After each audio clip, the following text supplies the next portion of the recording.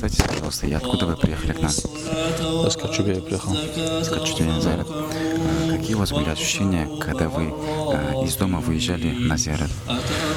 Честно говоря, очень такие, как вам сказать, даже не могу описать свои чувства, такие приятные чувства.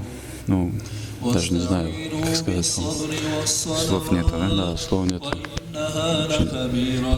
Скажите, пожалуйста, а какое дуа вы делали и что вы просили у Всевышнего Аллаха, когда совершили зиарат? Просил, чтобы у нас в Дагестане был мир, чтобы все жили дружно, чтобы не было этих, как говорится, ни происшествий, ни этих, чтобы Всевышний Аллах, Субхану ва Тааля, Всевышний Аллах, чтобы сохранил нас от бед, от несчастья, чтобы было все хорошо у нас в Дагестане и в целом в России тоже. Аминь, Аллах.